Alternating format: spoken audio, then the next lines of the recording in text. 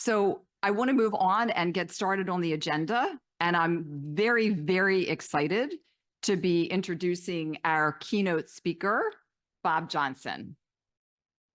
Let me tell you just a little bit about Bob in case you don't know. I'm sure most of you know Bob.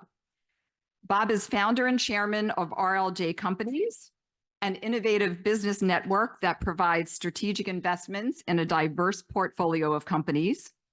Bob was named by USA Today as one of the 25 most influential business leaders of the past 25 years. Sorry, Jim, I think that trumps you.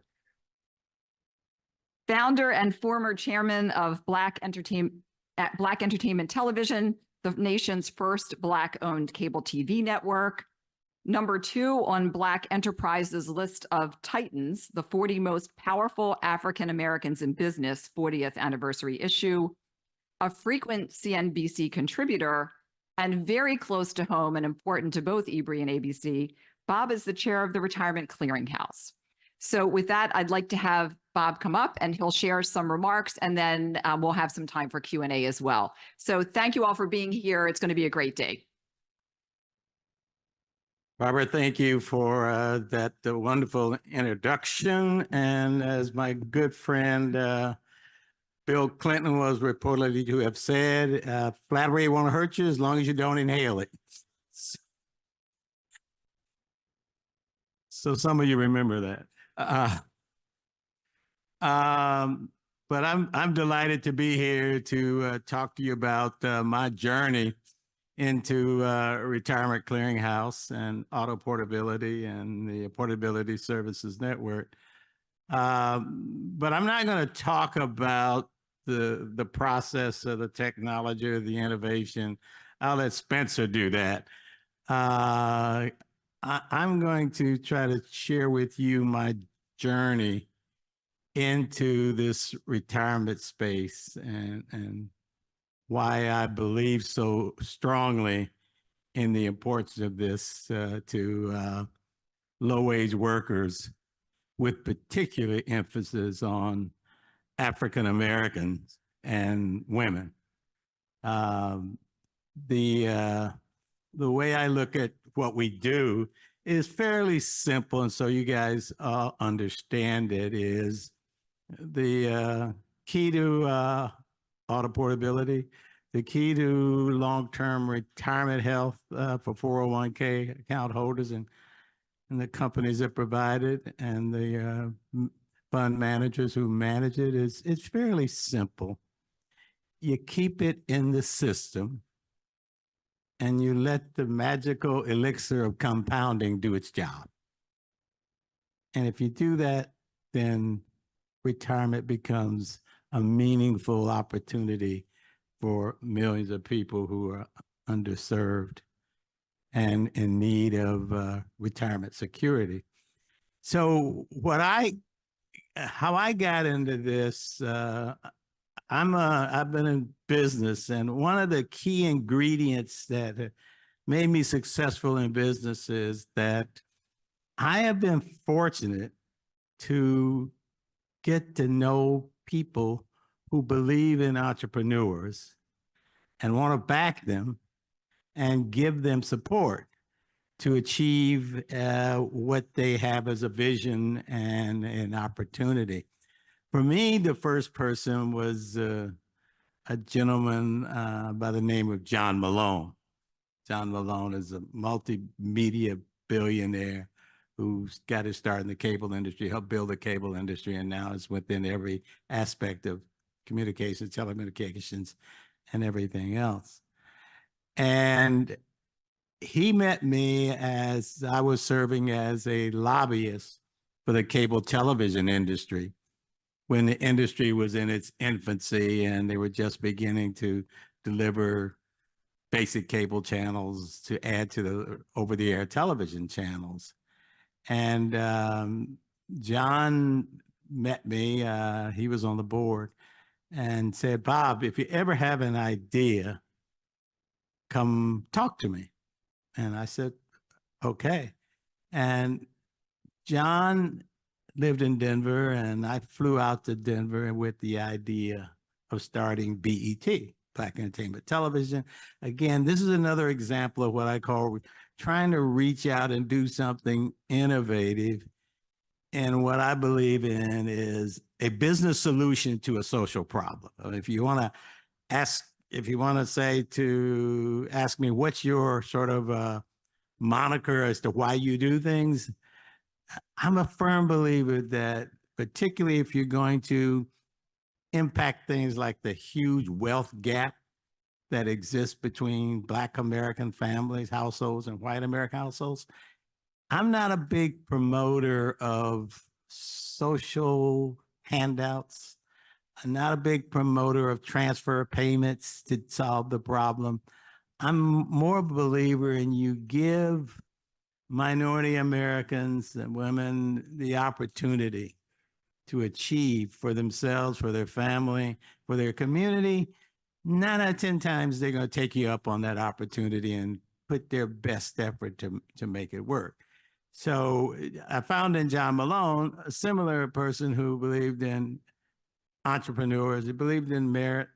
And if you had an idea that he thought was relevant and it related to something he believed in, he would back you. So I had the idea of starting Black Entertainment Television. It wasn't that I sort of invented the idea that Black programming needed to be on television, that Blacks needed more information, that focused on their issues, more content, so on. There were others who did it. The famous John Johnson, who created Ebony Magazine, Jet Magazine, basically created a magazine empire chronicling the rise of the Black middle class and convinced advertisers that these consumers and readers, given an opportunity, would buy their products and so on. And the same can be said of Black radio, music that was targeted to Black listeners, found its way on Black radio. Essence Magazine, was an example for Black women. So it was not so much my idea that I said Blacks need content or Black needs information. It was just, how do you do it with a technological innovation? Well, cable spread throughout the country with the launch of a geostationary satellite that allows you to beam a signal up to a satellite and beam it back down to cable disc and head-in, dishes and head-in all across the country, creating the ability to provide a huge amount of diversity of content. And of course, BET was part of that, MTV, ESPN, CNN, and all the cable channels you know today. So I go out to John Malone and I told him about the idea. He had cable systems. I had an idea of cable programming. So John asked me, he said, Bob, how much is it going to take you to start this thing called BET?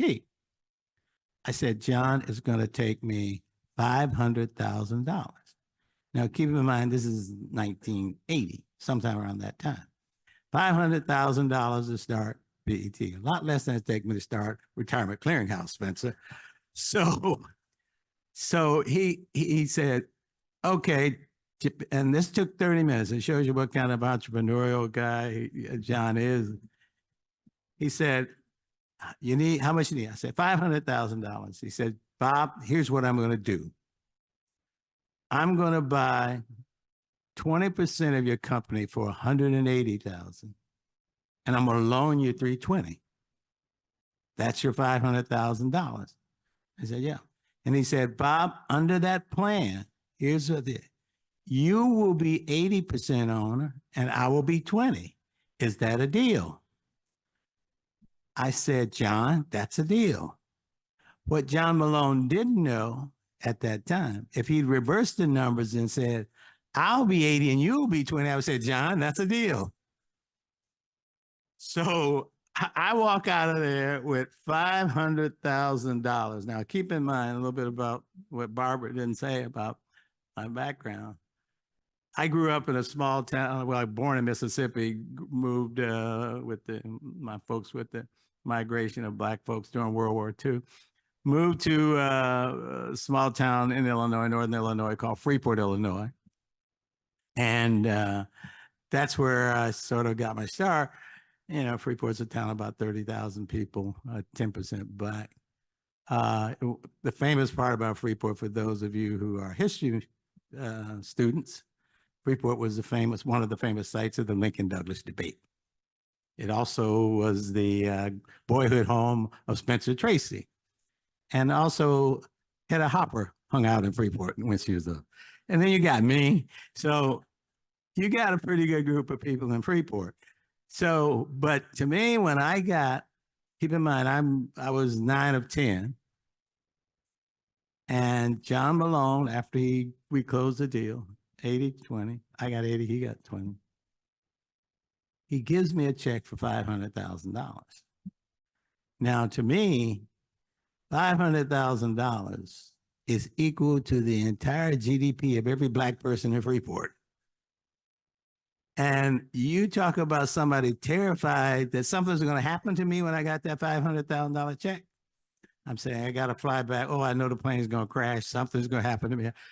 This is not going to work. So I get the money, and I'm getting ready to leave. We're going to ask John a question. I was afraid to, so I made sure he wrote me a little contract. Took all of 30 minutes. Give me a contract, giving me a check for $500,000. So now I was smart enough to get the check first before asking this question. I said, John, I've never run a business, but by that time I had the check. So I got the check now. I said, John, what advice can you give me? He said, Bob, this is really simple. Get your revenues up, keep your costs down. Same thing I tell Spencer too. Get your revenues up, keep your costs down. But that to me was someone saying to me, I'm going to trust you. I'm going to put confidence in you. Here's a white cable operator living in Colorado who see me, small town kid from Freeport, born in Mississippi, say, I'm going to believe in you. I'm going to believe in your idea of innovation of this channel. I'm going to believe in your idea that you're going to put as much work in this as I would expect you to do. And so it was that, I tell you that story because that's where I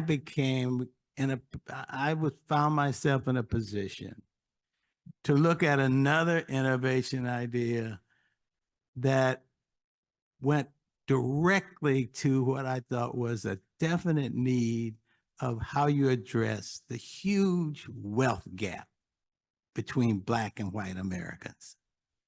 And so to me, it was that deal with John Malone, which led me to create Black Entertainment Television, sell it and make a significant amount of money, and have the capital to invest in the idea of how can we save wealth for Black Americans in retirement without going to the government to say, government, you do it, without any kind of obligation on the part of African Americans to do their part, which is work and save money in a 401k account, which I didn't know much about.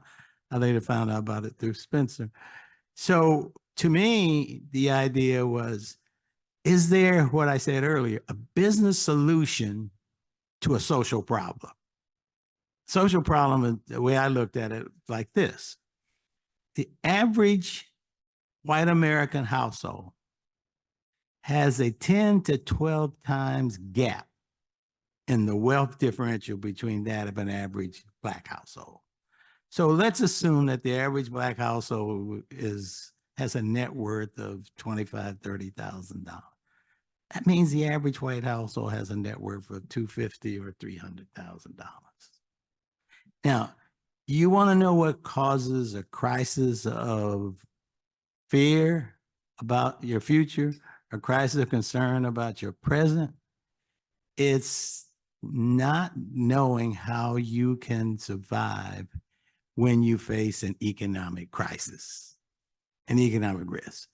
And what that does is it causes Black Americans to do certain things economically that they probably shouldn't do because they don't have security in the form of wealth, which translates into investments and savings.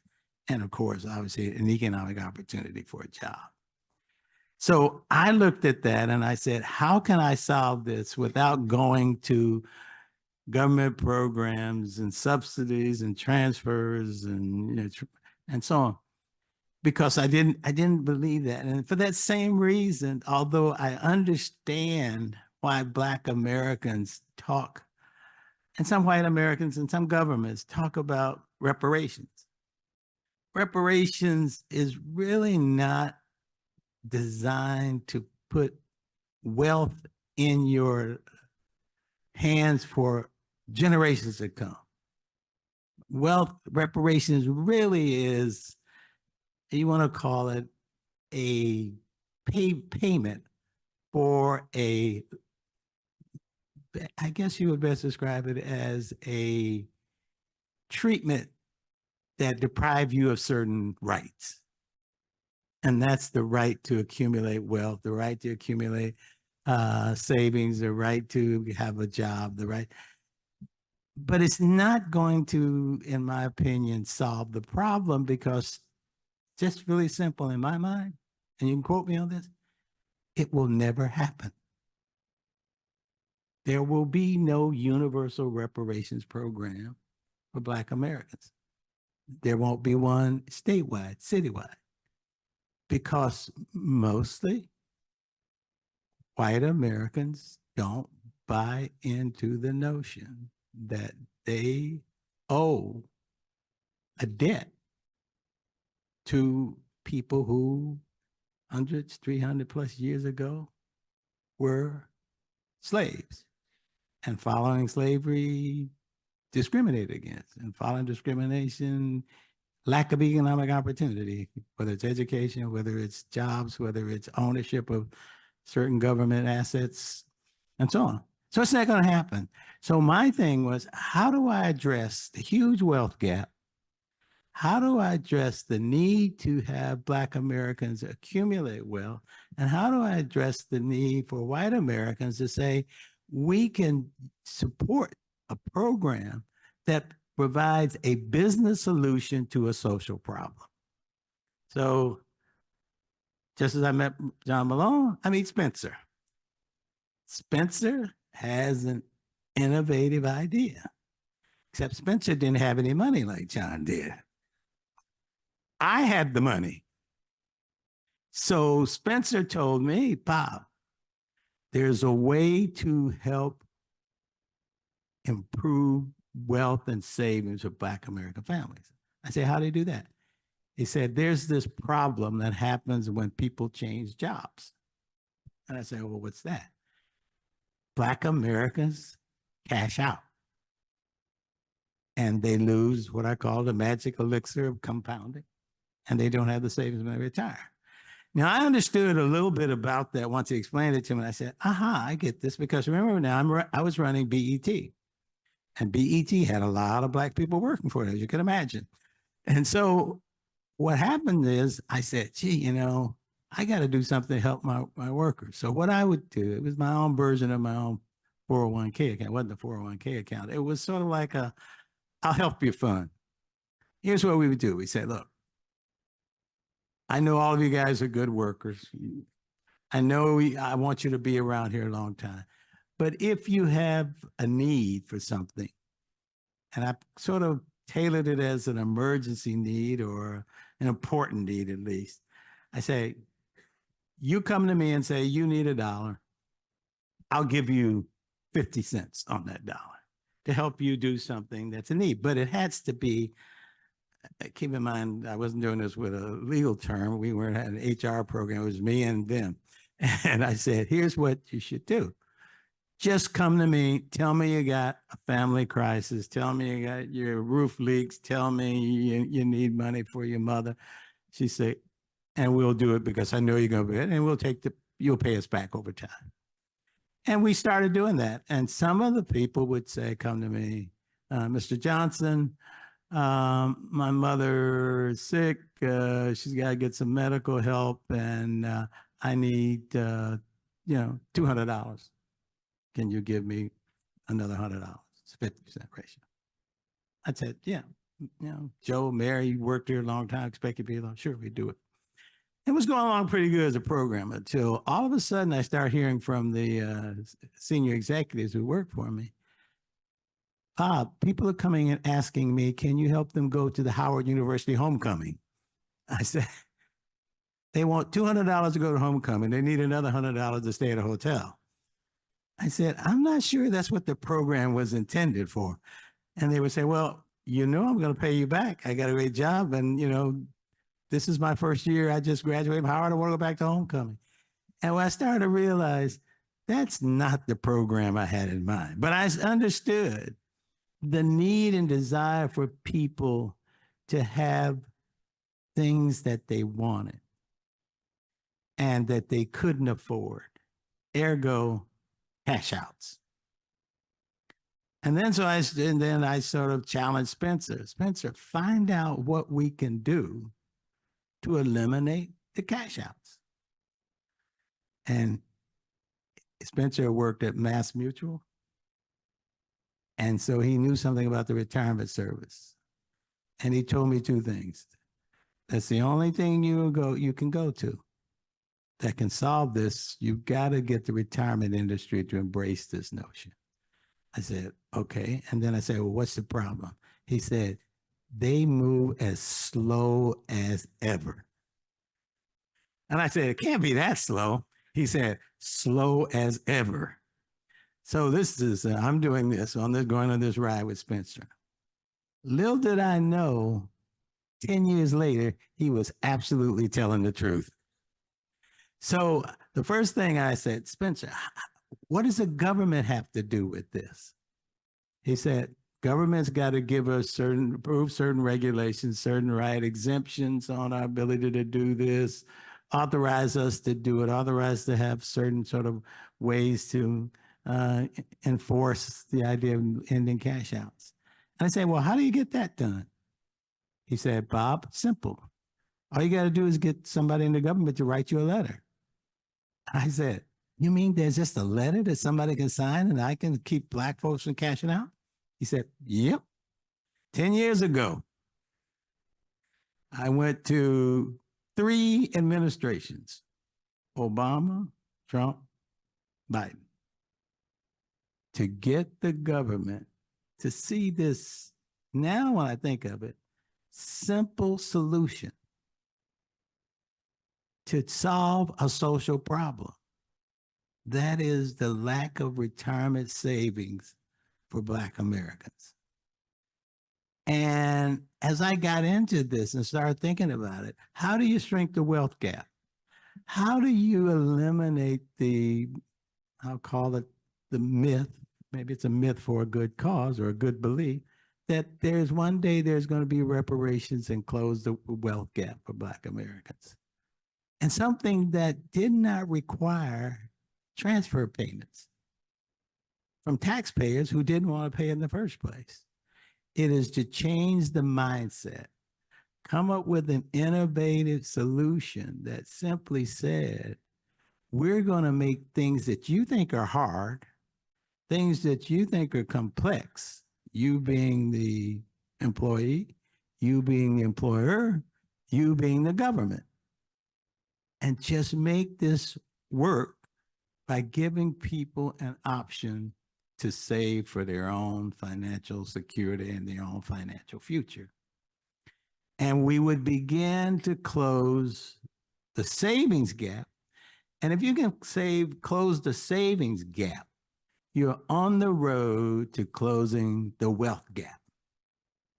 Because with savings, the magical thing about savings, as I said, if you put it someplace that's managed, and it's managed in a way that compounds the wealth, the odds are not only will you save what you get in your work life, you have a saving mentality in your existing life and start looking at how you consume.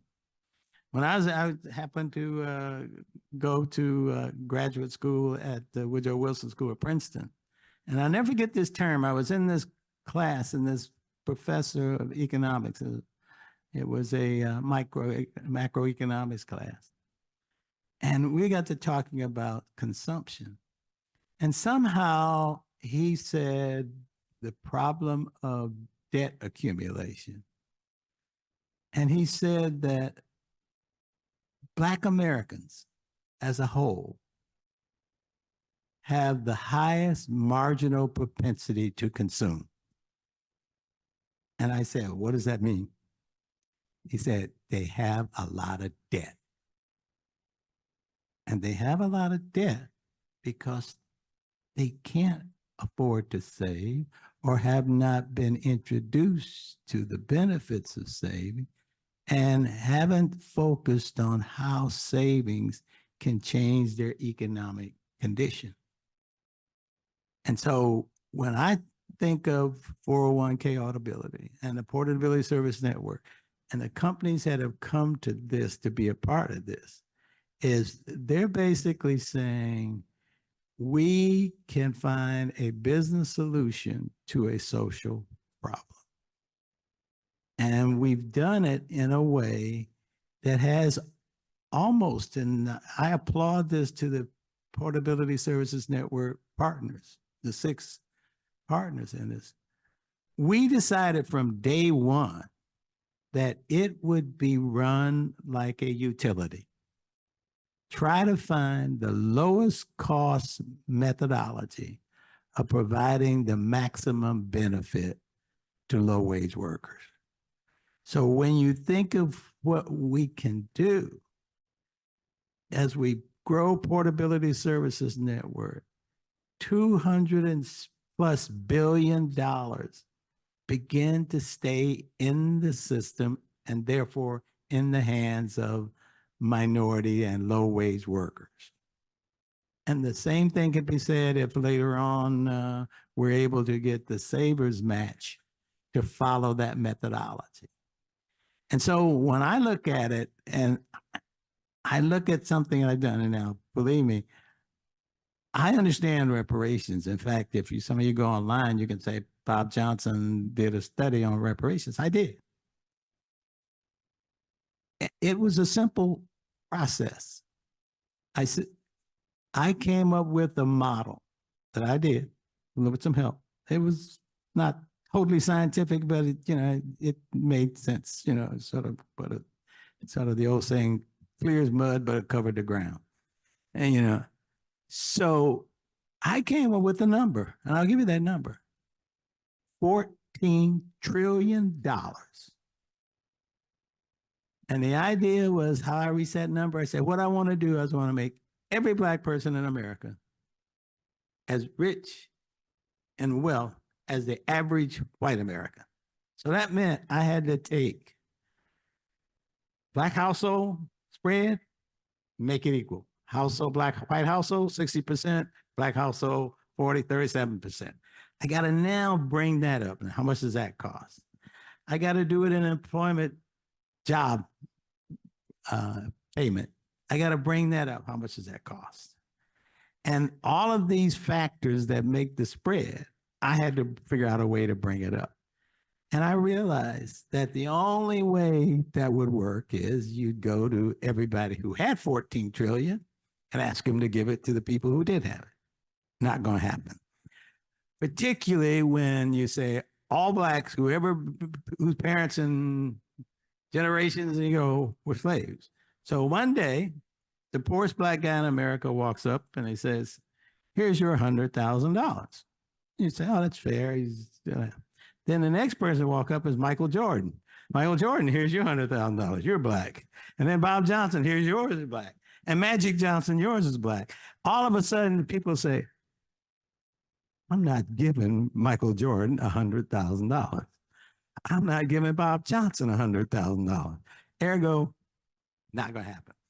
So what my appeal here is, let's think of this. Our goal is to close a wealth gap that gives confidence and security to people who wake up every day feeling insecure. Because any day, I'm a single mom, 3 kids, and the refrigerator goes out. That's fear. That's insecurity. What do they have to do when they're living paycheck to paycheck? And don't even mention what happens when your retirement, when you're the son and a daughter of a mother or a father who gets Alzheimer's disease and needs in-home nursing care. No way in the world can you pay that if you have no savings and you are totally facing a problem. You know what you do? Unfortunately, sometimes you run down to a payday lender. And you know what a payday lender does? Charges you 60, 70% for your own money. That to me is why retirement is such an important, I guess I would call it an important device, system, plan with a touch of morality in it, a touch of morality in it, a touch of a commitment to give people a chance to care for themselves. And that's what I want. That's why I put money behind Spencer and his innovation. That's why I went up and down Capitol Hill to members of the House and the Senate. That's why I end up talking to every White House administration that would listen. And that's why it took us 10 years from the moment we conceived of this to get it now where the largest managers of 401k accounts have sort of put aside a competitive set that normally exists among these businesses and said, we're going to trade not only technology, we're going to trade data in a way that we are confident the end result will be for a common good. And that's why I'm so excited about retirement here, Klaus. That's why I'm excited about the opportunity to talk to you. And we will need your help when we get to, I don't know, the 25, 26, when they begin to try to implement the Savers Match. Because one of the things you got to do, again, you got to convince some naysayers, or my worst fear is when the government wants to do it all without having a public-private partnership. I would prefer to have business do it rather than the government. So thank you very much. And I will be glad to take any questions that you have.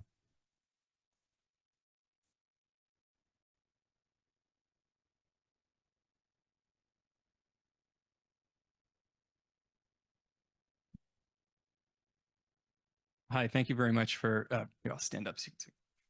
Thank you very much for speaking with us today. It's really inspiring story. I'm curious about Secure 2.0 and the lost and found. That's one of the provisions in there, which hasn't been implemented yet, I don't think, but basically the idea is to have a lost and found for any accounts that disappear. And this happens. I mean, I teach financial literacy classes, and some of the folks are like, yeah, I had a retirement account 20 years ago. I have no idea where it went. Does that impact your business at all? Is that good news, bad news? Can you incorporate that into what you're doing? I'm going to give you the answer to that question by telling you a quick story. One of the things that's made me successful, I have been very good at getting people like John Malone to help me get in business and be successful. I'm therefore was able to become the first African-American billionaire because I met John Malone. I'm also the largest owner of Black-owned dealership of car dealerships because I was fortunate enough to meet a guy named Matt McClarty, who was Bill Clinton's chief of staff. And now I'm the largest owner of the Portability Service Network thing because I met a guy named Spencer. Three things about these guys. They're all good white guys. Spencer, come up and tell them what the answer to that question is.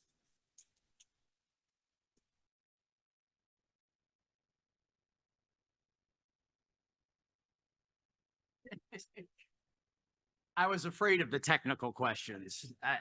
Bob, your story is amazing. And I've had the privilege of literally, 10 years daily contact with Bob. And I've seldom met people in my life that just stick to something. When I told him, he remembers this story. I said, this is going to take 5 to 10 years, Bob.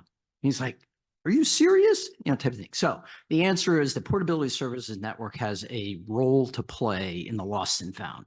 I don't know what the full solution is, but I'm going to give you a picture. All right. At full throttle, okay, everybody's on board, you know, for auto portability, and accounts are moving around the system seamlessly. That's one function. The second function is you created a virtual database of all the 401k account holders in the country, and their address of record is with their current employer. So if you want to solve the missing participant problem, first, move old accounts so that they're always current. And second, take advantage of that 80+ million member database of the second best data on the planet. The best data on the planet is when a participant actually gives us their address. Nobody does that, right? So the answer is the Portability Services Network and its utility function has multiple purposes. So there's the technical. Told you, Kelly. What on? Yes.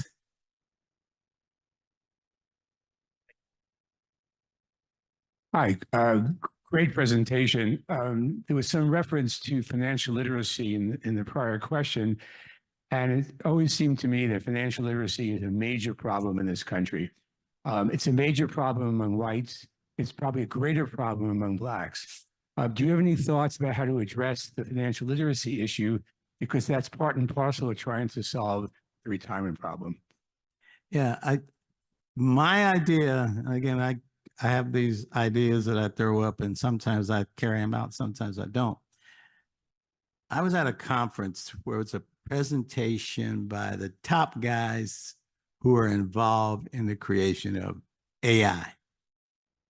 And also on that panel, that group, were people involved in games, not football game, but games, the kind of games that people play. If I were in charge of making a decision like that, I would make every school require them to create the kind of compelling games that kids play, whether they war game, whatever they play. Teach them how that can be turned into a game. And if they are successful in winning points in those games, those points turn into dollars. It pays their way through college. And get people to invest in that pool of reward money. So every high school boy and girl, every kid would start playing those games like they play them now. I don't care whether they're NBA games or football games or warfare games or whatever you want to call them. Focus on things that they understand. Somebody says, I want to be a I want to be a record producer. All right, create a game about how you become a record producer. And that's something they like. So you meet them where they live, so to speak. And all of a sudden, they learn that being a record producer, you got to have people to, write music. You got to have audio studio to make the music. Money being spent. You understand how that works. The idea is it focuses on young people, because as you get older and you basically, if you don't have the retirement and you don't, it's kind of hard to get literacy going. You got to get it done at that young age. And it's got to be an in-game reward, not just bingo, you won. But your parents need to know that, okay, he's playing this game. But if he plays this game, he's guaranteed that if he scores high enough a win, there's money over here for him or her to go to college. It's basically, you're paying for something you believe in. You just don't have a way to transmit it to the recipients of what you believe in. That's the way I look at it. Just a point of clarification. Lots of great points you brought up today. And cash outs are certainly a challenge. The clarification is, does the auto portability network solve cash outs? Is that That's the fundamental objective of auto portability, is to have a system that follows your 401k wherever you go forever. And if assuming an average American changes jobs 10 times in their work life, you got your auto portability 401k just goes with you. The key is back to what the point you just raised. You got to add a level of savings to that outside of the 401k. Because that's not going to ever be, may not necessarily be enough for total retirement. But the simplicity was the primary goal.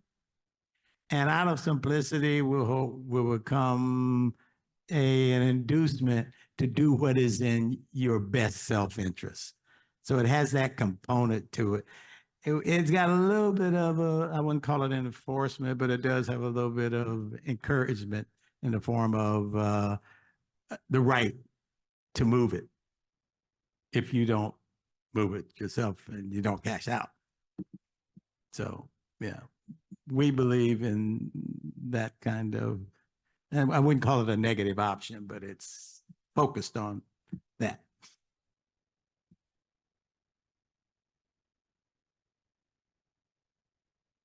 Any other questions? Go ahead, question over here. Last one. Just a comment more than a question, and thank you so much for your talk today. I think what we're talking about here is the need for behavior change. There's a lot of great work being done here. Automaticity has done wonders to help save people from themselves. But I think what's really, really important is infiltrating employees, American workers, through advisory services. So there's a lot of great work being done on this. I don't know if everyone's familiar with Yemi Rose and his organization Of Color, but they offer advisory services to employers to help solve this problem. It requires coaching. It requires outreach and education. Policy alone is not going to help. And I think there's just a lot more work that needs to be done. And I think everyone should check out Of Color. It's a really great organization. I don't work for them. I don't work with Yemi Rose, but I've had an opportunity to talk to them. And I think it's a really, really important additive in the meantime, while this policy work is continuing. So. Yeah, no, I totally agree with you. We've thought, at least I thought about it. I haven't sort of pushed it on the idea to the PSN group that we could become a brand that says, this is what you can do to induce people, motivate people to go down to their HR office and say, hey, I heard about this thing that's being run by this guy named Bob Johnson that's supposed to save money for Black folks. How do I get in it? I mean, however you want to describe it. We've thought about that as just becoming a nationwide brand, like savings is sort of like a cool thing to do or the smart thing to do in your life. Eventually we could get there, but right now we got a lot of regulations that probably would frown on that or prohibit that, or we may be too early in the queue to do that. But I think you're absolutely right. You're not going to cause people to start saving to save for what they need as to buying what they want. That's where I think you got to get. And that's not just Black Americans, white Americans too. It's just, you got to put more, people got to start thinking is consumption, material consumption without a savings plan is a game that's going to end badly. So thank you. Thank you.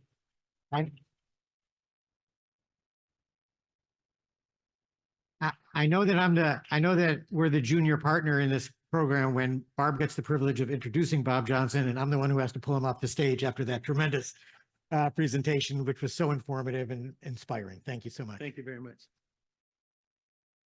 Our panel